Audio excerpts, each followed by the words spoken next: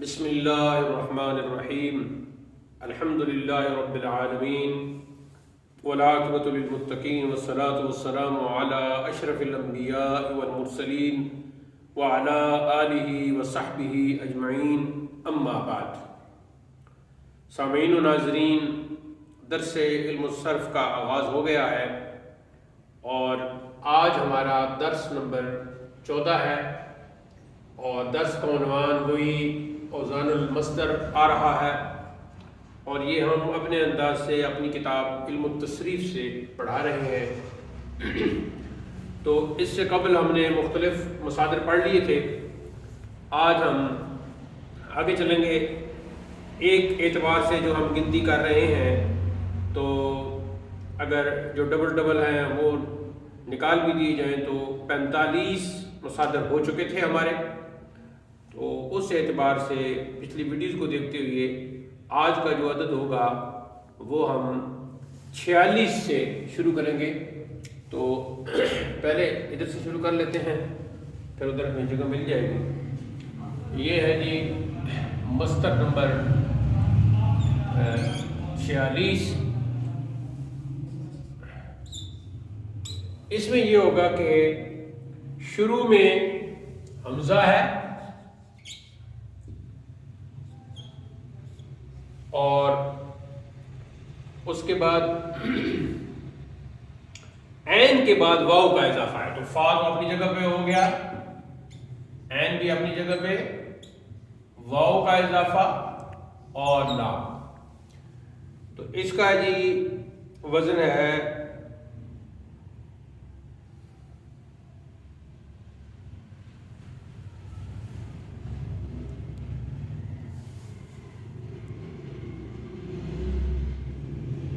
یہ میرے خیال میں جو ہمارے اس میں لکھا ہوا ہے وہ ٹھیک سے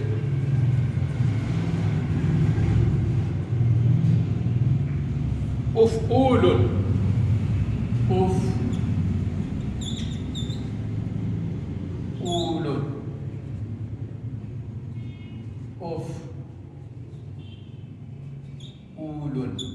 مثال ہے اس کی جی اذبی،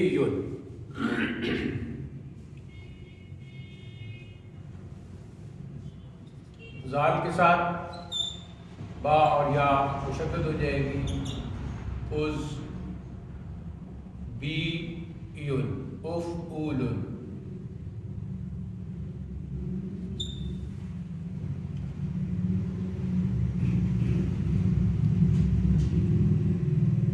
اس کا معنی ہے کہ جلدی کرنا۔ افعول یا ازبی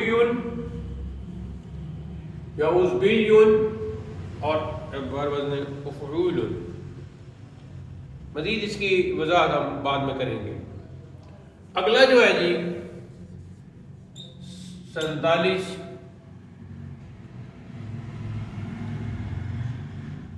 اگر اس وزن کو دیکھا جائے جیسا کہ میں نے کہا کہ اعراب اس کے مطابق ہوتے ہیں افعول ازبی، تو یہ پیش پر آ جائے گا ازبی۔ اگر دوسرا اعتبار سامنے رکھا جائے تو اس میں کثرت کی گنجائش نکل آئے گی، لیکن فی الحال ہم اسی پہ چلتے ہیں، جلدی کرنا۔ اب جو ہے یہاں تک یہ ہو گئے تھے، اس کو تھوڑا سا ہم نیچے لکھ دیتے ہیں تاکہ ویڈیو میں بالکل واضح آ جائے۔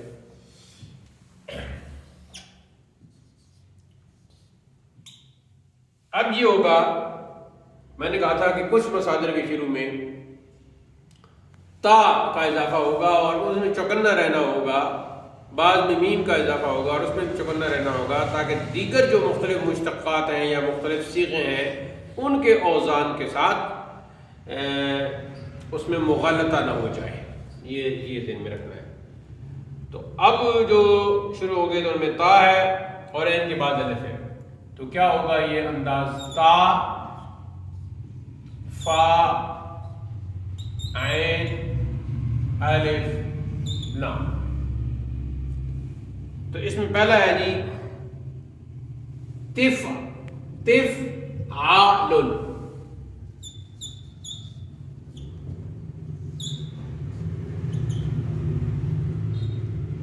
تفعال. اس کی مثال ہے جی تمشاؤن. تمشاؤن کا معنی ہے چلنا. تمشاؤن چلنا. چلنا کے معنی میں ایک اور مصدر بھی ہے جو عام استعمال ہے مشیون. ٹھیک ہے جی. تو یہ تمشاؤن بھی ہے. تمشاؤن پر وزن تفعال چلنا. اگلا انداز ہوگا جی تا تو شروع میں آئے گی. تا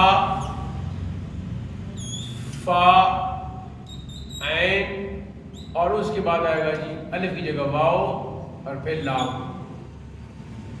اس کی مثال ہے جی تفعولن.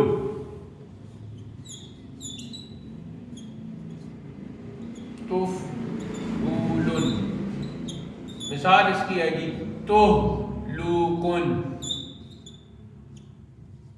تہلوکن. تہلوکن کا مطلب ہے ہلاک کرنا.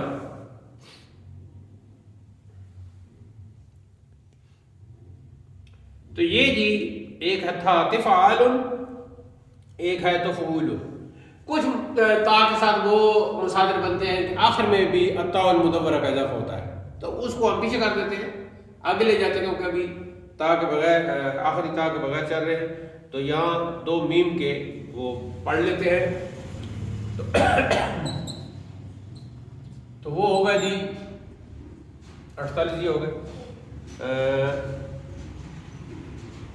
شروع میں میم کا اضافہ تو کیا ہو جائے گا میم فا عین اور لام. تو پہلا اس کا ہے جی مفعل. مفعل. مفعل. اس کی مثال ہے جی مطلعن. مطلعن. مطلعن کا معنی ہے اوپر آنا.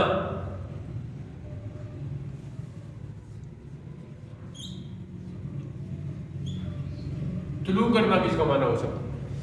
اچھا دوسری مثال وہ ہے عین کے کسرہ کے ساتھ. وہ ہے جی مفعل. مفعل. اس کی مثال بھی یہی ہے، صرف کسرہ آ جائے گا مطلعن. مطلعن کا معنی بھی یہی ہے اوپر آنا اور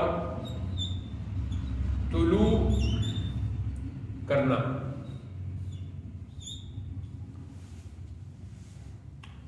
مطلعن اور مطلعن. اب یہ مصدر ہے. آگے جا کے آپ جب اس میں ظرف پڑھو گے تو وہ بھی اس کے قریب قریب آئے گا. وہاں یہ ہوگا کہ طلوع ہونے کا وقت اور طلوع ہونے کی جگہ، کیونکہ اس میں ظرف جو ہے وہ وقت اور جگہ دونوں، ظرف زمان بھی ہوتا ہے اور ظرف مکان. لیکن اس وقت یہ ذہن میں رکھنا ہے آپ نے مطلعن اور مطلعن یہ دونوں مصادر ہیں، اوپر آنا یا طلوع کرنا. اب چونکہ آخر میں تا کا وہ مثال آئے گی تو اس کے لیے جی ہم ویسے تو جو ہیں وہ میم کی جو ہیں باقی ہیں، لیکن ہم پہلے اس طرح کرتے ہیں کہ آخر میں جو تا کا اضافہ ہے وہ کر لیتے ہیں، اور اس میں جو شروع میں ایک اوپر ہمیں جو تا کا پڑھا اس میں بھی آخر میں تا کا اضافہ تھا، لیکن وہ ہم نے اس لیے نہیں پڑھا کہ تاکہ نیچے جب تا شروع ہو تو ادھر ہی کر لیتے ہیں. تو اب کیا ہوگا اگلا سٹائل؟ اگلا سٹائل یہ ہے کہ شروع میں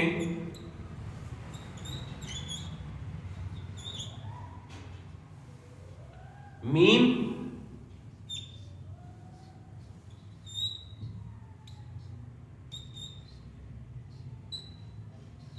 نام کے بآخر میں تا. تو اس کا جی ہے مفعلتن. پہلی مثال مفعلتن.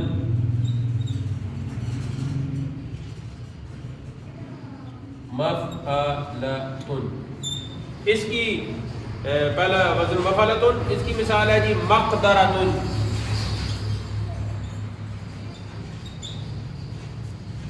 مقدرتن، مقدرتن کا معنی ہے طاقتور ہونا، صاحب قدرت ہونا، طاقتور ہونا. مجھے اس کام کی قدرت نہیں ہے، وہ بولنے پر قادر نہیں ہے. مقدرتن، قدرتن بھی مصدر ہے خود، لیکن یہ مقدرتن طاقتور ہونا، قادر ہونا یا طاقتور ہونا. قدرت بمعنی طاقت ہے. ٹھیک ہو گیا جی. اب ہم تا کے مسئلے شروع کر دیے ہیں. تو درمیان میں وہ جو اوپر ایک تا کا رہ گیا تھا وہ ادھر ہمیں لکھنا چاہیے تھا، لیکن اب تا کی وجہ سے اس میں تا نہیں ہے تو ہم نیچے چلے آئے، تو وہ پہلے لکھ لیتے ہیں، پھر جو میم کے باقی ہیں وہ کر لیں گے. تو اس میں کیا ہے جی، انداز اس کا یہ ہے کہ شروع میں بھی تا اور آخر میں بھی تا. تا فا اپنی جگہ پہ، عین اپنی جگہ پہ، لام اپنی جگہ پہ، اور آخر میں بھی تا. تو یہ بن گیا جی تفعیلتن. تفعیلتن،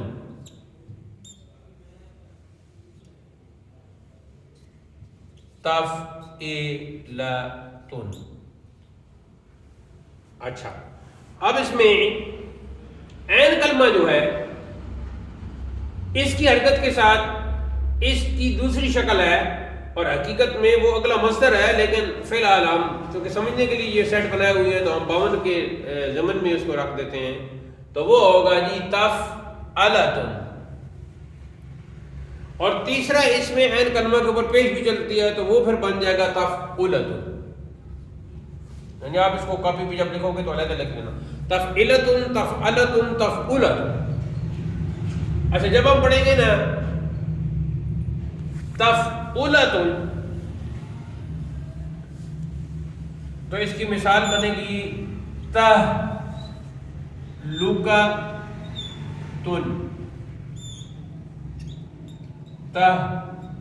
تہلکتن، تہلکتن کا معنی ہے ہلاک کرنا. جیسے اوپر تھا نا تہلوکن، تہلوکن کا معنی ہلاک کرنا، تہلکتن کا معنی بھی ہلاک کرنا. اب چونکہ وزن اس کا یہ ہے تو اس کا صاف مطلب یہ ہے کہ اس کی بھی 3 صورتیں ہیں. تو کیسے ہوگا؟ تہلکتن، تہلکتن، تہلکتن، تہلکتن، یہ تینوں طرح ہے. اچھا، اب یہاں ایک آگے بڑھنے سے پہلے یہاں ایک سوال پیدا ہوتا ہے کہ مصدر میں 3 مل گئے ہیں، لیکن حقیقت میں 3 بھی ہم کہہ سکتے ہیں، اور لیکن عین کلمہ کی چونکہ حرکت کی بات ہے تو ہمارے سامنے 3 اس کی شکلیں ہیں، تفعیلتن، تفعلتن، تفعلتن. تینوں کا معنی ہلاک کرنا، معنی ایک ہی. بولتے وقت آپ کو عین کلمہ کی کون سی حرکت اختیار کرنی چاہیے، یہ ایک سوال ہے. ٹھیک ہے، تو اس کا ایک جواب تو یہ ہے کہ جو مرضی کرو تینوں میں سے. تہلکتن کہو، تہلکتن کہو، تہلکتن کہو. ایک بندہ کہتا ہے کہ میں تو تہلکتن نہیں کہوں گا، تو آپ کہیں گے ٹھیک ہے، اس طرح بھی ٹھیک ہے. ایک بندہ کہتا ہے جی میں تو تہلکتن نہیں کہوں گا، تو آپ کہتے ہیں ٹھیک ہے، یہ بھی ٹھیک ہے. ایک بندہ کہتا ہے جی میں تو تہلکتن کہوں گا، تو آپ کہتے ہیں یہ بھی ٹھیک ہے، آپ جو مرضی کہہ لو. اگر کوئی سوال کرتا ہے کہ مجھے یہ پتا ہے کہ تہلکتن بھی ہے، تہلکتن بھی ہے، تہلکتن بھی ہے، اور میں تینوں اگر استعمال کروں تو مجھے تینوں ہی اچھی لگ رہے ہیں. تہلکتن بھی مجھے اچھا لگ رہا ہے، تہلکتن بھی مجھے اچھا لگ رہا ہے، تہلکتن بھی مجھے اچھا لگ رہا ہے، لیکن ہاں پھر وہ کہتا ہے کہ میں تینوں میں جب میرا جو دل کرے گا میں وہ استعمال کروں گا. ٹھیک ہوگا. اب ایک اور شخص سے آگے بڑھتا ہے اور ایک اور آگے بڑھ کے وہ سوال کرتا ہے کہ اگر مجھے کہا جائے جاریہ دروازے کی کنڈی لازم ہونا چاہیے۔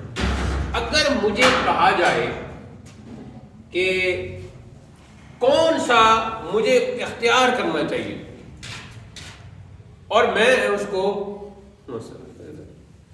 تو اس کو پھر میں وہ مجھ پہ سوال چھوڑ دیتا ہے، استاد پہ سوال چھوڑ دیتا ہے، اپنے عربی زبان پڑھنے والے ساتھی کے دل و دماغ پر چھوڑ دیتا ہے کہ میں تو تعلقتن بھی پڑھنا چاہتا ہوں۔ اس سے پہلے جو تھا اس سے پہلے جو 3 آپ کو ملے تھے ان میں سے ایک نے کہا تھا میں تعلقتن پڑھوں گا، مجھے زیر پسند ہے، ایک نے کہا جی میں تعلقتن پڑھوں گا، مجھے پیش پسند ہے، ایک نے کہا جی مجھے تعلقتن میں پڑھوں گا، مجھے زبر پسند ہے۔ پھر ایک اور بندہ ملا، اس نے کہا جی مجھے تعلقتن بھی اچھا لگتا ہے، تعلقتن بھی اچھا لگتا ہے اور تعلقتن بھی اچھا لگتا ہے۔ جو بھی عین کلمہ کی حرکت تینوں میں سے کوئی بھی پڑھو مانا وہی ہوگا، ہلاک کرنا۔ لیکن ایک بندے نے جب سوال کیا کہ مجھے تینوں حرکتیں اچھی لگتی تو ہیں لیکن میں چاہتا ہوں کہ میں ان میں سے ایک اختیار کروں، تو وہ اپنے اختیار سے بتاتا ہے کہ تینوں حرکتیں ٹھیک ہیں، مجھے تینوں اچھی بھی لگتی ہیں لیکن پھر بھی میں ان تینوں میں سے زیر کو اختیار کروں گا تعلقتن، یا کہتا ہے کہ ٹھیک ہے لیکن مجھے پیش پسند ہے تو میں کروں گا تعلقتن میں پڑھوں گا، اور یا کہتا ہے ٹھیک ہے تینوں حرکتیں ہیں لیکن مجھے زبر پسند ہے، ذرا منہ کھلتا ہے اس میں تو میں تعلقتن کہوں گا، ایسے منہ کھولوں گا۔ یہاں تک تو بات ختم ہو گئی۔ اب ایک اور شخص ہے جو ان سے بھی آگے ہے، وہ آپ پر چھوڑ دیتا ہے، کہتا ہے جی کہ مجھے تینوں حرکتیں پسند ہیں لیکن مجھے یہ فیصلہ نہیں ہو رہا کہ مجھے کون سی حرکت کو زیادہ پسند کر لینا چاہیے اور وہی استعمال کرنی چاہیے۔ تو اس کا جواب کیا ہوگا؟ آپ کے ذہن میں کیا آتا ہے؟ یہاں میں آپ کو ایک اصول بتانے لگا ہوں، ایک انداز بتانے لگا ہوں کہ پھر آپ دیکھو جو جیسے میری عادت ہے کہ کیا وہ مصدر مطلوبہ مصدر قرآن پاک میں استعمال ہوا ہے، تو اس کا جواب 2 حال سے خالی نہیں ہوگا، یا ہوا ہے یا نہیں ہوا۔ اگر ہوا ہے وہ مصدر استعمال تو دیکھو قرآن پاک میں کیسے استعمال ہوا ہے، کیا یہ مصدر فرض کرو قرآن پاک میں استعمال ہوا ہے تو جواب میں کہا جاتا ہے جی ہوا ہے، تو دیکھو وہاں تعلقتن استعمال ہوا ہے، تعلقتن استعمال ہوا ہے، تعلقتن استعمال ہوا ہے، جیسے وہاں استعمال ہوا ہے جو حرکتیں وہاں آئی ہیں وہ اختیار کریں۔ کیوں کہ وہ باقی حرکتیں عربی زبان کے ساتھ تعلق رکھیں گی لیکن وہ جو ہوگا وہ پھر قرآن کا لفظ بن جائے گا اور وہ فصیح سے فصیح ترین ہوگا۔ آگے بات سمجھ میں آ گئی؟ جی ہاں، اب قرآن میں یہ مصدر ہے، اب میں آپ پر چھوڑتا ہوں کہ وہاں کیسے ہے، ٹھیک ہے جی۔ اب آگے چلتے ہیں، اگلا انداز یہ 52 ہو گئے۔ آگے یہ ہوگا کہ جیسا کہ میں پہلے بتا چکا ہوں اور میم کے ہم 2 پڑھ بھی چکے ہیں، میم کے مزید ہم پڑھیں گے اور اس میں ایک کے ساتھ چونکہ تا ہے اور تا ہم نے شروع کر دیا تو پہلے ہم یہ پڑھ لیتے ہیں کہ میم اور یہاں ہم نے کیا تھا، ادھر تھا یہ میم، اس کے بعد فا، اس کے بعد عین، اس کے بعد لام اپنی جگہ پہ، یہ ہم نے کیا۔ اب یہ ہوگا کہ میم کا استعمال ہے لیکن عین کے بعد الف ہے، تو یہ سٹائل نیا بن گیا، میم فا اپنی جگہ پہ، عین اپنی جگہ پہ، عین کے بعد الف اور آخر میں لام، ٹھیک ہے جی۔ تو یہ وزن بنا ہے مفعال، مفعال، اس کی مثال ہے جی مقدار۔ اب جو مقدر تو نہ پڑھ آئے ہیں نا، تو یہ بھی اسی طرح کا ہے، مقدار کا معنی بھی ہے توانا ہونا، طاقتور ہونا، توانا ہونا، توانا بوت ہر کے دانا بوت، توانا بوت ہر کے دانا بوت، جو دانا ہوتا ہے وہ توانا ہوتا ہے۔ اچھا جی، آگے ہے، شروع میں میم تو اپنی جگہ پہ قائم ہے لیکن یہاں کیا تبدیلی آ جائے گی؟ یہاں واو کی تبدیلی آ جائے گی. یہ مسئلہ تھا جی ہمارا، اس کو 53 کر لیں. ویسے تو اس اعتبار سے زیادہ بن رہے ہیں لیکن ٹھیک ہے. میم اپنی جگہ، فا بھی اپنی جگہ، عین بھی اپنی جگہ. اب یہاں واو کا اضافہ ہوا اور یہاں لام. تو کیا بن گیا جی مصدر؟ مفعول. وزن بن گیا مفعول. مفعول. مفعول. اب ادھر بھی آپ نے چوکنا رہنا ہوگا. اس کی مثال ہے جی مشعور. مشعور. مشعور کا معنی ہے شعور ہونا، احساس ہونا. شعور ہونا، احساس ہونا. احساس وہ اردو والا نہیں بلکہ شعور کے معنی میں ہے. ایک تو اردو میں ہم احساس کا یہ معنی بھی کر لیتے ہیں کہ اس کو ہمارے دکھ کا کوئی احساس ہی نہیں، تو وہ تھوڑا سا معنی اور ہو جاتا ہے. یہاں مال شعور کا ہونا، احساس کا ہونا ہے. تو دیکھیں آپ، اچھا آپ آگے وہ ثلاثی مجرد بھی شروع ہوں گے تو وہاں اس میں مفعول جو ہوگا اس کا وزن مفعول ہونا ہے. تو وہاں آپ نے چوکنا رہنا ہے تاکہ آپ کو مغالطہ نہ ہو جائے. اس میں ایک اور ہے جی، اس میں آگے تا کا اضافہ ہے. ٹھیک ہو گیا جی. مفعول ایک یہ وزن ہو گیا، مزید اس میں تا کا اضافہ ہے. وہ اگلا انداز ہو گیا، یعنی میم اپنی جگہ، فا اپنی جگہ، عین اپنی جگہ، واو بھی اپنی جگہ، لام اپنی جگہ، اور آخر میں الطاء المدورہ کا اضافہ ہو گیا. تو بن گیا جی مفعولۃ. مفعولۃ. اچھا، مفعولۃ. مثال اس کی وہی ہوگی، تا کا اضافہ ہو جائے گا مشعورۃ. مشعورۃ وہی معنی ہوگا، شعور ہونا، احساس ہونا. اچھا جی، اب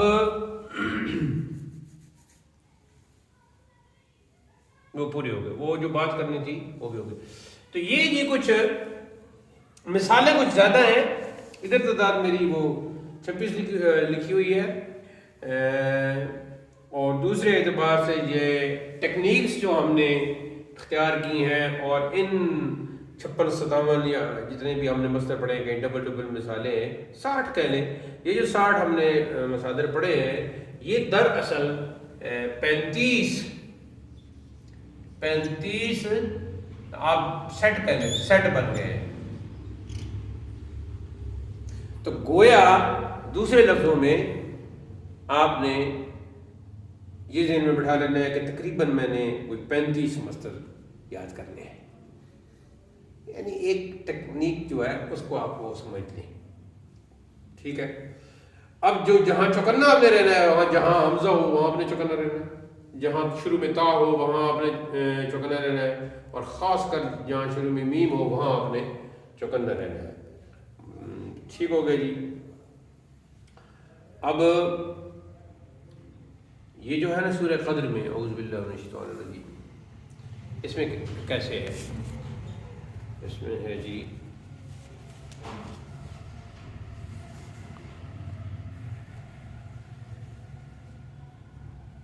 اب اس طرح کے الفاظ جب آپ قرآن میں وہ کر رہے ہوں گے نا، اور ساتھ میں اردو ترجمے بھی سامنے رکھ کے تو وہ ٹیلی کر رہے ہوں گے، تو اس وقت آپ کو مترجم کا اندازہ ہوگا کہ مترجم نے کتنا اس میں وہ. اب دیکھیں جی سورہ قدر کی آخری آیت میں کیا ہے؟ سلام ہی حتی مطلع الفجر. مطلع الفجر، لام مفتوح ہو گیا. انہوں نے کیا ترجمہ کیا حضرت نے؟ وہ سلامتی ہے صبح چمکنے تک. تو مصدر کا معنی ہو گیا یہاں مطلع، یہاں مصدر کے معنی میں کیا ہے. یعنی مطلع الفجر کا مطلب ہو گیا فجر کا طلوع ہونا، صبح کا چمکنا، اوپر آنا یا طلوع کرنا، طلوع ہونا. تو اب ہم کیا کہیں گے؟ کہ اگر تو قرآن مجید میں لے کا مل جاتا ہے لام مقصور کے ساتھ تو ٹھیک ہے، نہیں تو پھر قرآن نے کون سا مصدر اختیار کیا ہے؟ عین کلمہ کیا ہے؟ مفتوح. تو پھر ان دونوں میں سے فصیح کون سا ہو جائے گا؟ جو قرآن میں استعمال ہوا ہے. اور ساتھ ہی میں نے اس کہا تھا کہ اس میں ظرف کا بھی جو ہے وہ دیکھنا ہوگا. تو اب ایسے مقام پر ذرا مشکل ہوتی ہے کہ ظاہری طور پر دونوں کا اسٹرکچر، دونوں کا نقش بالکل سیم ہوتا ہے اور بندے کو اس وقت سمجھ میں نہیں آ رہا ہوتا کہ یہ اب جیسے یہ ہے مقدار تو یہ فوراً ادھر ذہن چلے جائے گا، لیکن یہ مصدر ہے. ایسی مشعور ہونا ہے تو فوراً ذہن میں چلے جائے گا کہ مفعول وزن بھی مفعول ہونا ہے، تو ہو سکتا ہے اس میں مفعول ہو، تو اس میں مفعول ہو کا معنی تو ہوگا شعور دیا گیا، اس میں مفعول کا معنی یہ ہو جائے گا. تو اس لیے مصادر، بعض مصادر میں آپ نے چوکنا رہنا ہے اور سمجھنا ہے، فرق کرنا ہے مصدر میں اور کسی فعل میں یعنی ورب میں. مصدر اسم ہے، نون ہے، اور جو فعل اس کے اندر ہوگا وہ ورب ہے ظاہر ہے. تو ڈفرنس بٹوین ورب اینڈ نون وہ پھر آپ اس کو ملحوظ خاطر رکھیں گے. اچھا جی، یہ تھا ہمارا اوزان المصدر درس جو کافی دنوں پر پھیل گیا، اور آگے ہمارے پاس دن بھی کم ہیں اگر زندگی ہے اور رمضان کریم ہماری قسمت میں ہے. تو رمضان میں تو علم صرف کے اعتبار سے تو بریک آ جائے گا. اب دیکھنا یہ ہوگا کہ ہم رمضان میں کچھ اور کر سکتے ہیں یا نہیں.